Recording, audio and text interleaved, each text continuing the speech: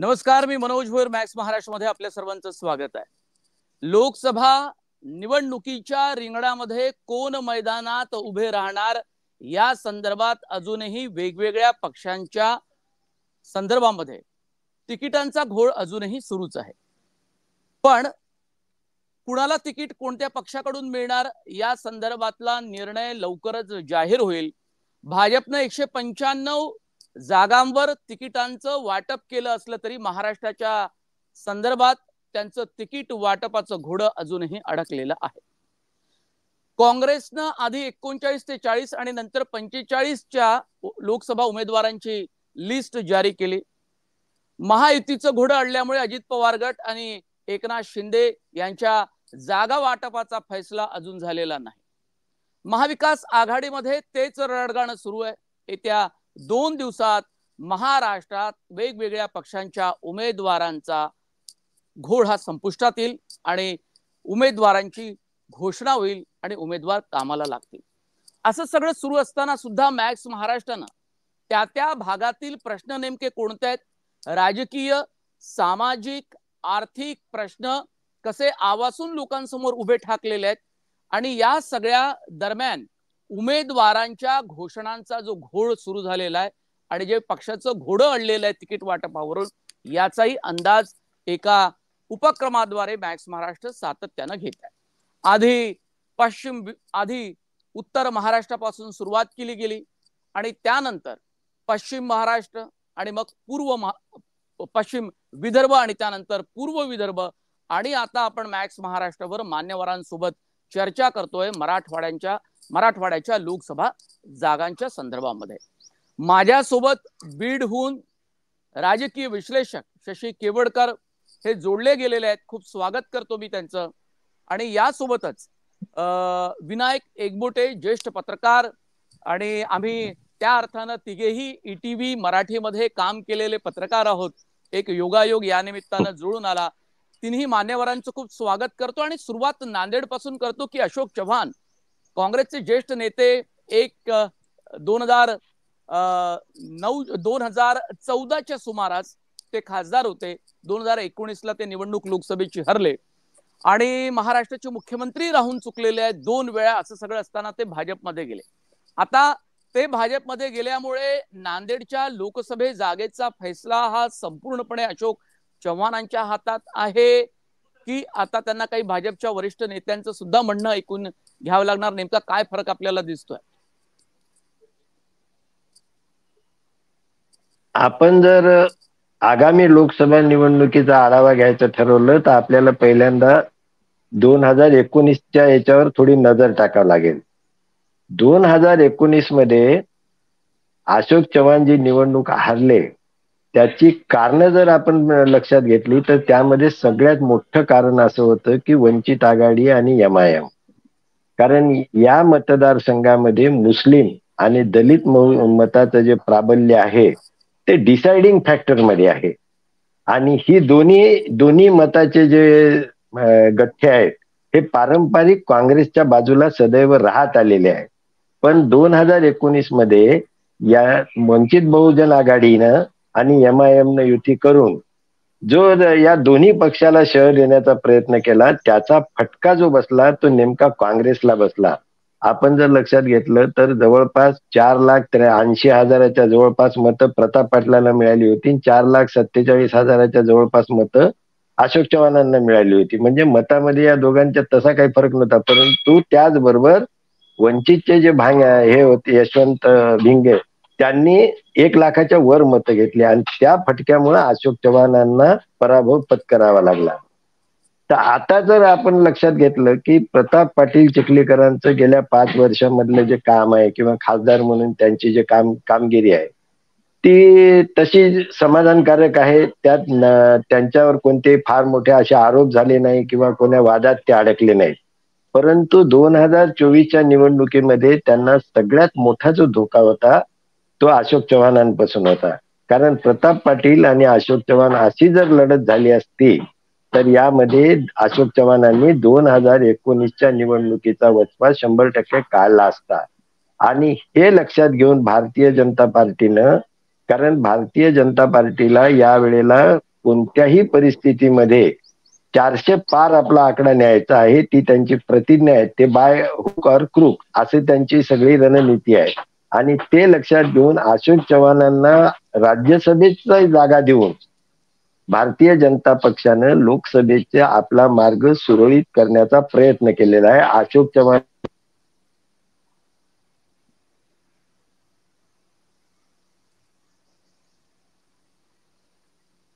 आहे, कारण आता काँग्रेसनं जे नायगावचे माजी आमदार आहेत वसंत चव्हाण, की जे एक चांगल्या प्रकारे ते व्यक्तिमत्व आहे, नॉन कॉन्ट्रोव्हर्शियल आहे, मराठा समाजाचे आहेत आणि 2 वेळेला ते आमदार राहिलेले आहे, विधान परिषद सदस्यही राहिलेले आहेत.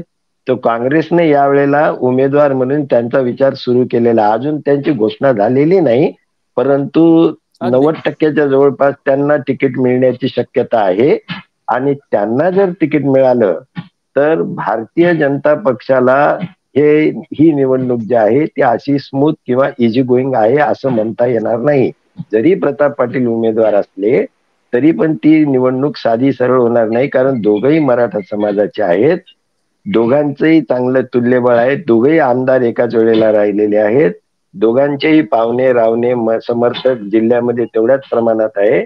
आणि या वेळेला सगळ्यात जर मोठी कोणती गोष्ट असेल तर राम मंदिराचा भारतीय जनता पक्षाने ज्या प्रकारचा इव्हेंट केला, त्यामुळे मुस्लिम समाजामध्ये फार नाराजी जरी नसली तरी मुस्लिम समाज एका जागी एकवटला गेला, हे सत्य नाकारता येत नाही.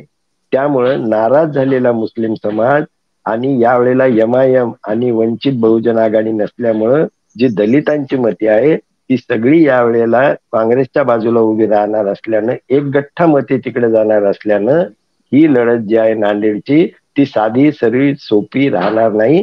हीच परिस्थिती काही प्रमाणामध्ये परभणीमध्ये आहे, हीच परिस्थिती काही प्रमाणामध्ये हिंगोलीमध्ये आहे.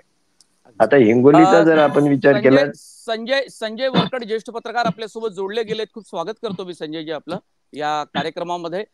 संभाजीनगरच्या जागेवर आपण चर्चा करू आणि मग आपण पुढे जाऊ आणि मग सगळ्याच विभागामध्ये वेगवेगळ्या मतदारसंघामध्ये की फॅक्टर्स कुठले आहेत, राजकीय सामाजिक आणि आर्थिक कुठले मुद्दे आहेत, यावर आपण चर्चा करू. म्हणजे सगळ्यांना आपल्याला बोलता येईल.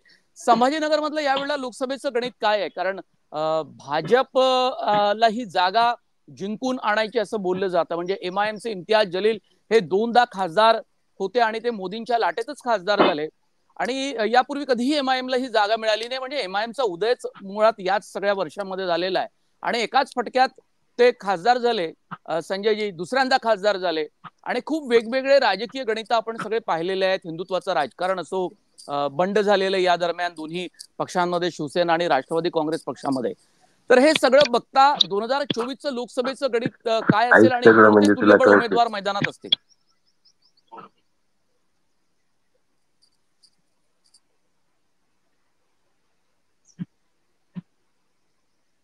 आपला आवाज येत नाही संजयजी, म्यूट केलेलं आहे का? एकदा बटन जरा अनम्यूट म्यूट थोडस एकदा बघून घ्या. नमस्कार. आता येतोय बहुतेक. नमस्कार नमस्कार, बोला. थोडासा उशीर झाला तांत्रिक अडचणी. आता एकबोटे साहेबांनी ज्या पद्धतीनं राम मंदिराच्या सगळ्या गोष्टींचा आता प्रचार केला गेला आहे, मंदिराच्या उद्घाटन समारंभानंतर नांदेड असो की महाराष्ट्रभर असो की देशभर असो, भारतीय जनता पक्ष आणि त्यांच्या मित्र पक्षांनी ज्या पद्धतीचं वातावरण तयार केलेलं आहे. आपण आता जो मला प्रश्न विचारला त्यामध्ये हा मुद्दा खूप महत्वाचा लागू होतो, कारण इथं आपण विद्यमान खासदार जे आहेत छत्रपती संभाजीनगर लोकसभा मतदारसंघ, जो अजूनही कागदावर औरंगाबाद लोकसभा मतदारसंघच राहणार आहे लोकसभेच्या, त्याचं काही तांत्रिक कारण आहे की जिल्ह्याचं नाव अजून काही बदललेलं नाही. हे सगळे मुद्दे याच्यामध्ये महत्वाचे असणार आहेत, कारण आता संभाजीनगरची निवडणूक ही अत्यंत गुंतागुंतीची बनलेली आहे. आपण जे फॅक्टर आता लक्षात घेतो त्याच्यामध्ये आणखीन एक नवीन मुद्दा छत्रपती संभाजीनगरमध्ये परत एकदा उपस्थित झाला की 2009 मध्ये त्यांनी त्या मतदारसंघातून निवडणूक लढवली होती. असे शांतिगिरी महाराज परत एकदा नाशिक किंवा छत्रपती संभाजीनगर या मतदारसंघातून उमेदवारी मागतायत आणि त्यांनी एकनाथ शिंदेची सुद्धा भेट घेतली आहे. त्यापूर्वी त्यांनी राज ठाकरेंना पण साक्ष घातलं होतं, ते नाशिकसाठी घातलं होतं का छत्रपती संभाजीनगरसाठी घातलं होतं. यावर अजून विचारमंथन होईल त्यांच्या कार्यकर्त्यांमध्ये किंवा त्यांच्या आपण अनुयायी म्हणूयात त्यांचे. त्या जे बाबाजी परिवारामध्ये सुद्धा या निवडणुकीची प्रचंड मोठी उत्सुकता आहे.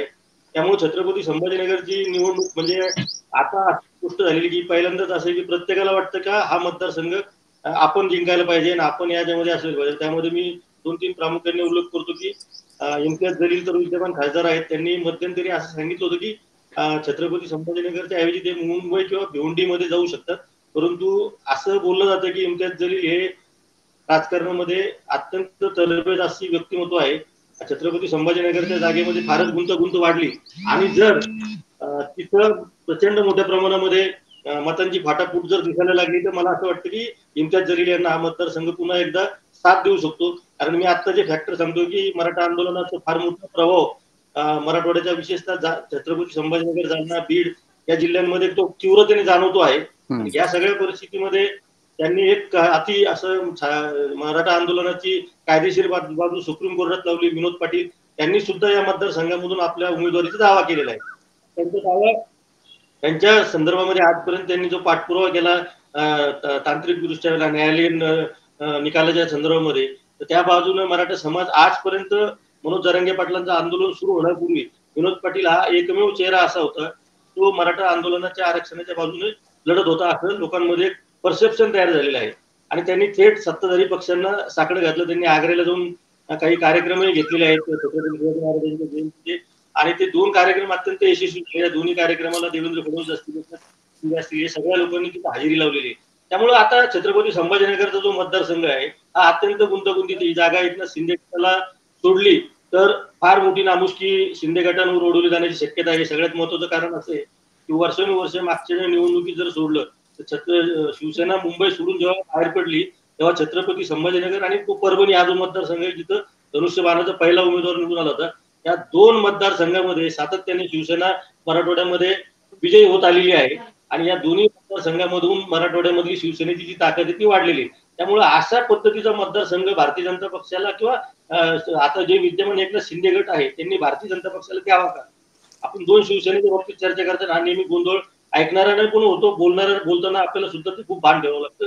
आपण आता एकनाथ शिंदे ज्यांच्याकडे धनुष्यबाण आहे आणि धनुष्यबाण ज्या धनुष्यबाणावरती 87-89 पासून ते आज 2019-2024च्या निवडणुकीपर्यंत राजकारण चालू आहे, तिथं जर शिंदे गटाने ही जागा भारतीय जनता पक्षाला सोडली तर मूळ जे शिवसेनेचे कार्यकर्ते ज्यांच्या मनामध्ये आजही तो धनुष्यबाण आहे आणि त्यांना वाटतं की ठीक आहे 2 शिवसेना जे झालं तर मी अजूनपर्यंत शिवसेनेचे काम करत होतो, शिवसैनिक वाट बघतायत नेमकं मशाल हाती घ्यायची की धनुष्यबाण हाती घ्यायचा. यामध्ये सगळ्यात मोठा पेज आता निर्णय घ्यायची वेळ आलेली ती एकनाथ शिंदे गटाला की आपल्याला छत्रपती संभाजीनगरची जागा लढवायची की सोडायची आणि लढवल्यानंतर त्यांचा उमेदवार कोण असणार आहे, तो आपल्या पक्षातला उमेदवार असणार आहे. मराठा आंदोलनामध्ये आतापर्यंत त्यांनी सातत्याने पुढाकार घेतला आणि न्यायालयीन लढत लढली, त्या विनोद पाटलांना संधी द्यायची. हा एक मुद्दा आहे. दुसरा मुद्दा आहे शिवसेनेचा जो मूळ शिवसेना आहे उद्धव बाळासाहेब ठाकरेंची, त्या महाविकास आघाडीमध्ये कुठल्याही प्रकारचा वाद दिसत नाही. कारण काँग्रेस आणि राष्ट्रवादी काँग्रेस या मतदारसंघामध्ये आता दावा सांगत नाही का, महिनाभरापूर्वी निश्चितपणे कल्याण काळेंनी या मतदारसंघामध्ये निवडणूक लढवण्याचा प्रयत्न चालवला होता. त्यांनी अशोक चव्हाणांच्या मार्फत जालन्याच्या ऐवजी मी संभाजीनगर मतदारसंघातून लढायला तयार आहे असं स्वतः इच्छुक म्हणून त्यांनी सांगितलं होतं. परंतु ती जागा मूळ उद्धव बाळासाहेब ठाकरे शिवसेनेची असल्यामुळे तिथे चर्चा होणार नाही असं त्यांना सांगण्यात आल्यामुळे त्यांनी आता या सगळ्या राजकारणात न पडण्याचा निर्णय घेतलेला आहे. त्यामुळे ही जागा पण भागवत कराडांचं नाव छत्रपती संभाजीनगर मधून जोरात मधल्या काही काळामध्ये चर्चेत आलं. ते केंद्रीय राज्यमंत्री अर्थ राज्यमंत्री आहेत. काय शक्यता वाटते आपल्याला? नक्कीच भागवत कराडांचं नाव चर्चेत आहे. आपण त्याच मुद्द्यावर थोडस एक साधारणतः 1 मिनिटात मी क्लिअर करतो की जर जागा एकनाथ शिंदे गटाला सुटली नाही भारतीय जनता पक्षाला गेली तर आपण त्याच्यावर नंतर येऊ. परंतु आता एक चंद्रकांत खैरेचा जो मुद्दा आहे की खैरे आणि अंबादास दानवे या दोघांपैकी एकच उमेदवार महाविकास आघाडीकडनं असण्याची शक्यता आहे. त्यामुळे ते चित्र सरळ स्पष्ट झालेले. काँग्रेसचा उमेदवार आणि राष्ट्रवादी काँग्रेसचा उमेदवार त्यामुळे बाजूला पडलेला आहे. आता राहिला प्रश्न आपण जो विचारलेला प्रश्न आहे तर भारतीय जनता पक्षाने जर निवडणूक लढवली तर याच्यामध्ये आताही भारतीय जनता पक्षाचे 2 मत आहेत की डॉक्टर भागवत कराडांनी वर्षभरापासून 2 वर्षापासून त्या मतदारसंघामध्ये प्रचंड जनसंपर्क वाढवण्याचा प्रयत्न केला. त्यांचे सातत्याने कार्यक्रम हे ग्रामीण भागामध्ये मोठ्या प्रमाणामध्ये त्यांचे दौरे सुरू आहेत. याचं मुख्य कारण असं आहे की भागवत कराडांना उमेदवारी मिळाली तर शिवसेनेचा जो गट आहे एकनाथ शिंदेचा त्यांच्या सोबतचा तो संजय शिरसाट, प्रदीप जयस्वाल हे दोन्ही आमदार त्यांच्यासोबत शहरामधले आहेत. अतुल सावे हे भारतीय जनता पक्षाचेच आमदार आहे शहरातले, त्यामुळे शहरामध्ये त्यांना बूथ मॅनेजमेंट करणं थोडं फार अवघड जाणार नाही. त्यामुळे ते वैजापूर, कन्नड आणि गंगापूर, खुलताबाद या सगळ्या मतदारसंघामध्ये कराडांनी खूप दौरे सुरू केलेले आहेत. पण मध्यंतरीच्या काळामध्ये भारतीय जनता पक्षामध्ये सुद्धा अशी एक चलबदल दिसून आली की जर पंकजा मुंडेंनाही तिकीट मिळालं, कारण हा शेवटी एका विशिष्ट जातीच्या समीकरणाचा पण विषय होतो. कारण आपण जेव्हा याद्या जाहीर केल्या जातात तेव्हा महाराष्ट्रातले ज्येष्ठ पत्रकार असतील किंवा मुंबई आणि दिल्लीतले सगळ्या मीडिया जो बातम्या हे होतं की त्यामध्ये किती ओबीसींना मतदान दिलं, मराठ्यांना कुठं संधी मिळाली, वंजारा समाजाला नेमकं कुठं डावललं गेलं, या सगळ्या चर्चा लोकसभेच्या निवडणुकीमध्ये प्रकर्षाने जास्त होतं. महिलांना किती संधी मिळाली. त्यामुळं भागवत कराड आणि पंकजा मुंडे या दोघांनाही जर उमेदवारी मिळाली लोकसभेची तर एक वेगळा मेसेज भारतीय जनता पक्ष धक्कादायक देऊ शकतो महाराष्ट्रामध्ये.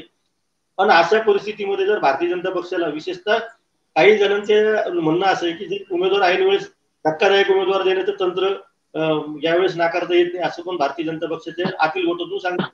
सगळ्यात मोठं चॅलेंज आता मध्ये जे आहे की मनोज, आपण त्याच्यावर मी माझा शेवट करतो की मराठा समाजाच्या आंदोलकांनी सर्व परिस्थितीमध्ये 1,000 उमेदवार साधारणतः एक लोकसभा मतदारसंघामधून उभे करण्याचा निर्णय घेतलाय. त्याची सुद्धा तीव्रता या मतदारसंघामध्ये अधिक आहे. त्यामुळे मराठा फॅक्टरचा जर विचार करावा लागला सगळ्याच पक्षांना छत्रपती संभाजीनगर मतदारसंघामध्ये, तर मात्र ऐन वेळेस धक्कादायक उमेदवार समोरासमोर येतील आणि ही लढत म्हणजे महाराष्ट्रामध्ये अनपेक्षित अशा उमेदवारांमधली लढत होईल. फक्त त्याच्यामध्ये चंद्रकांत खैरेंचा अपवाद असेल असं माझं आता प्राथमिक मत आहे. अगदी. नांदेड आणि छत्रपती संभाजीनगर या लोकसभा मतदारसंघाच्या बाबत आपण चर्चा केली, विश्लेषण केलं. त्यानंतर आपण थेट जातोय शशी केवडकर यांच्याकडे. बीड, उस्मानाबाद या दोन मतदार म्हणजे आता धाराशिव, बीड आणि धाराशिव, लातूर या 3 मतदार संघाच्या संदर्भात आपली निरीक्षणं काय शशीजी?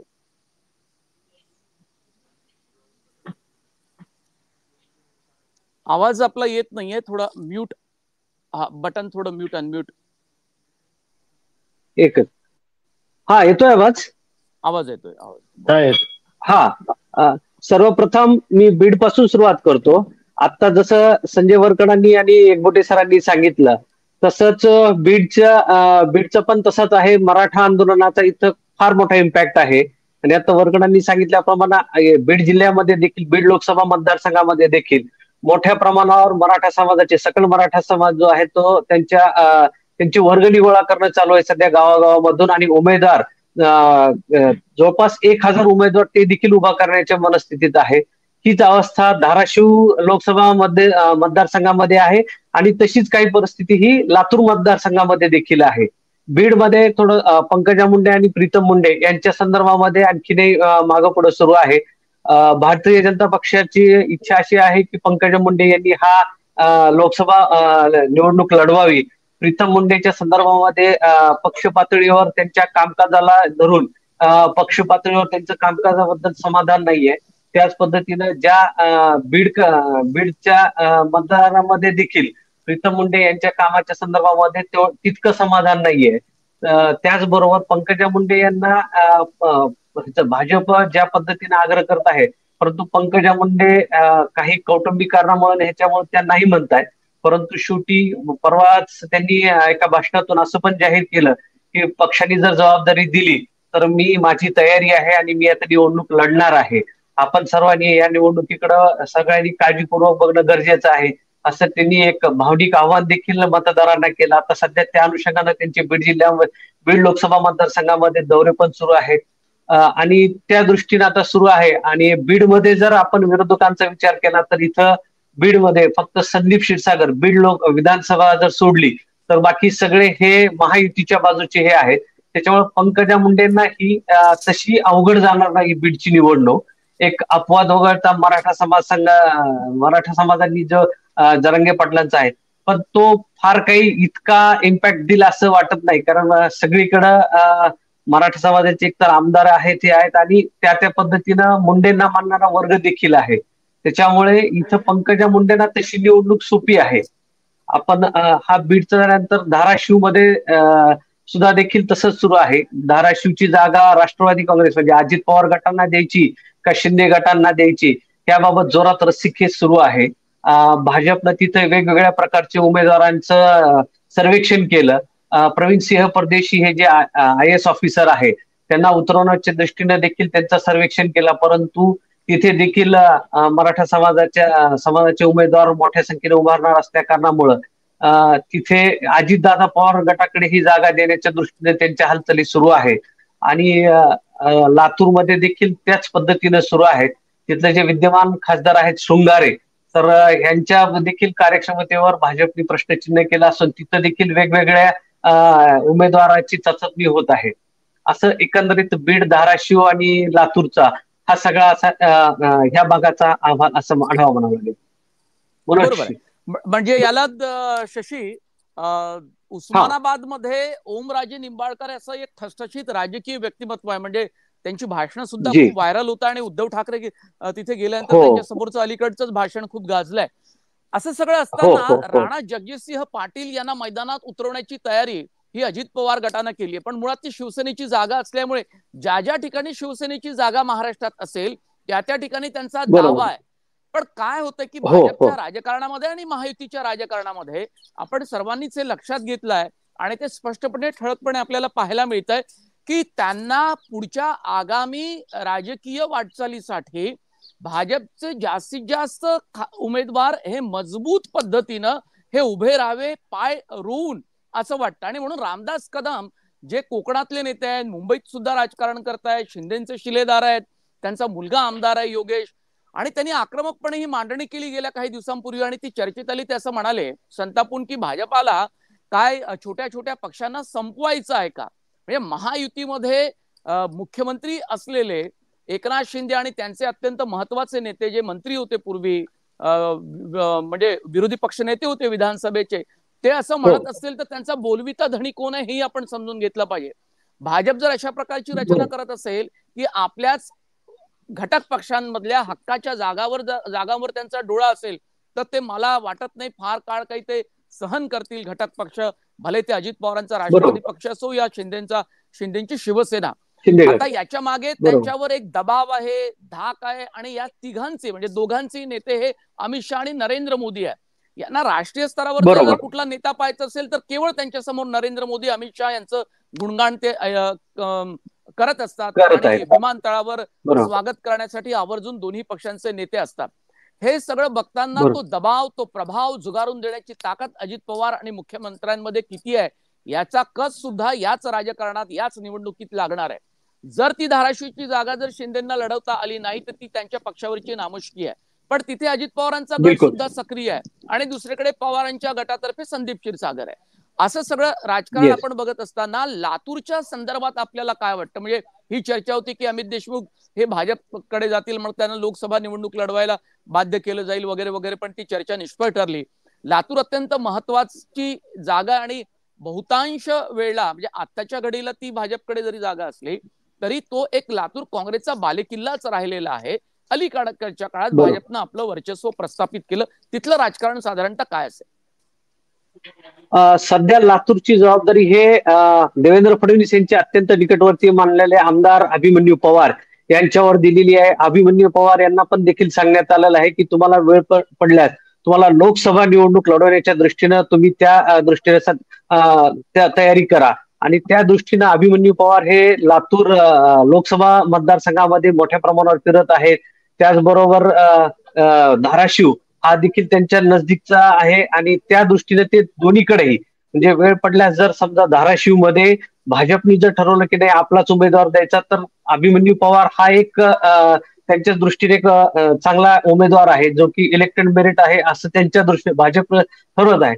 तसंच त्यांना लातूरमध्ये देखील त्यांना सांगितलेलं आहे की कारण तिथले जे विद्यमान खासदार आहेत शृंगारे यांचं जे संपर्क आणि बाकीचं जे कामकाज आहे ते आता लातूरमध्ये तेवढंसं अप्रिशिएट होत नाहीये आणि पक्षीय पातळीवर देखील शृंगारे हे नको असं वारंवार सांगण्यात येत असल्या कारणामुळे लातूरमध्ये वेगवेगळे प्रयोग करण्याच्या दृष्टीनं आणि चाचपणी ही भाजपच्या वतीनं करण्यात येते. बसवराज पाटलांचं नाव चर्चेत येतंय. बसवराज पाटलांचं जे काँग्रेस राष्ट्रवादी करत भाजपमध्ये आलेत अलीकडे. हो.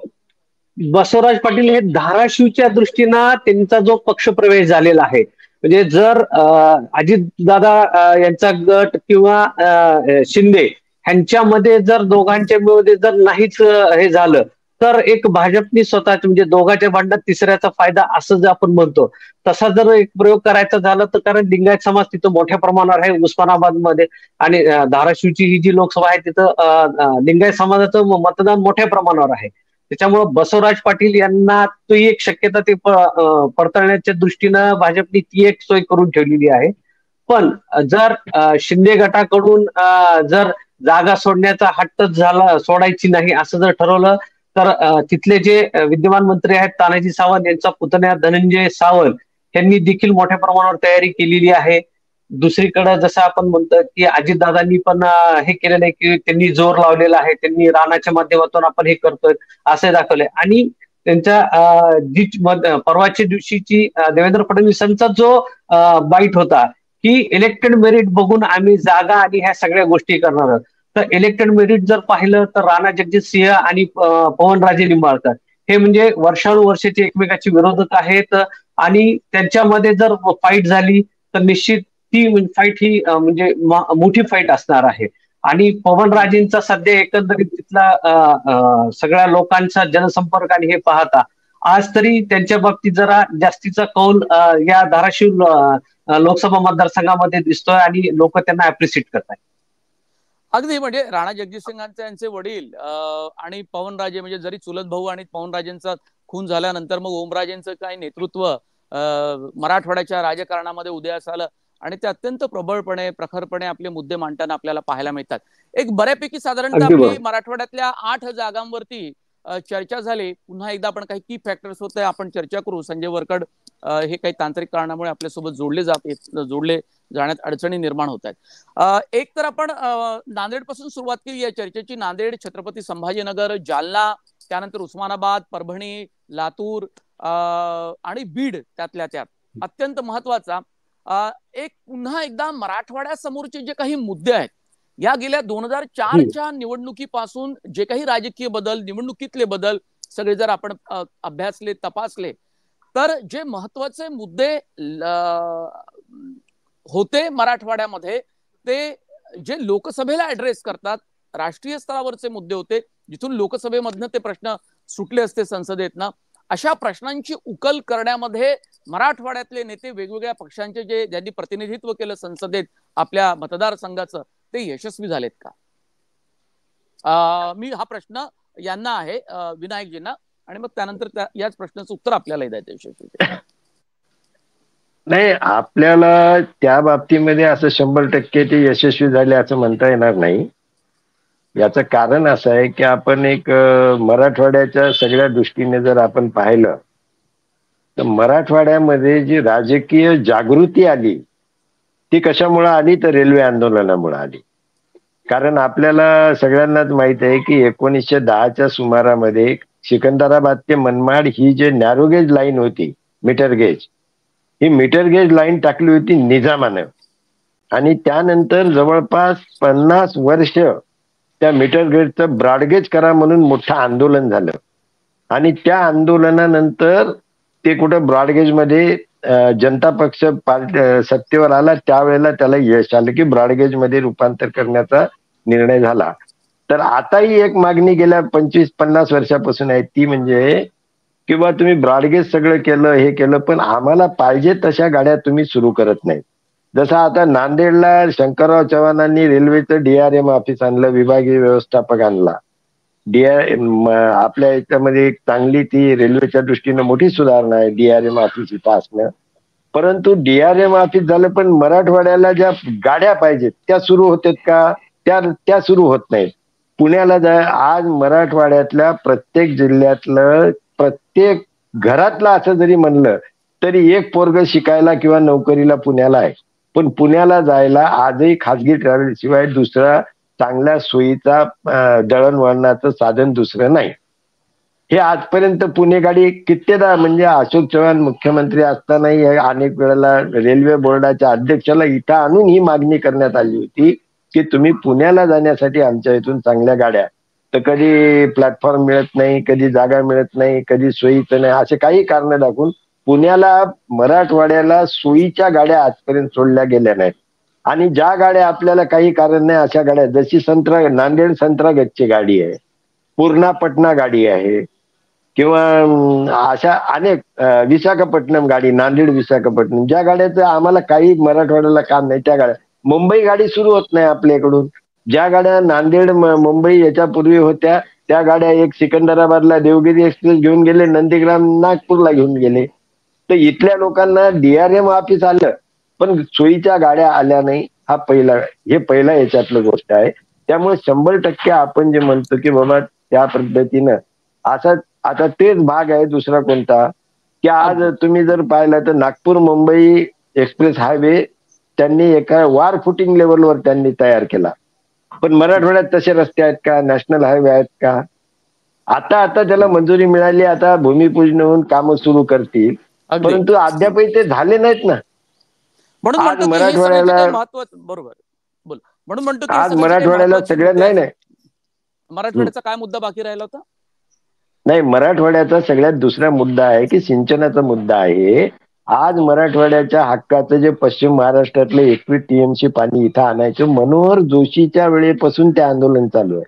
मनोहर जोशी पश्चिम महाराष्ट्रातलं तिकडलं त्या कृष्णा खोऱ्यातलं जे 21 TMC पाणी आज मराठवाड्याला देणं गरजेचं आहे, त्यासाठी एवढे मोठे सगळे पैसा खर्च केला. त्यामुळं बीड झालं, धाराशिव झालं, लातूर झालं, या जिल्ह्यातला मेजर प्रमाणात पाण्याचा प्रॉब्लेम सुटू शकते. ते पाणी आजपर्यंत अजूनही मराठवाड्याला मिळालं नाही.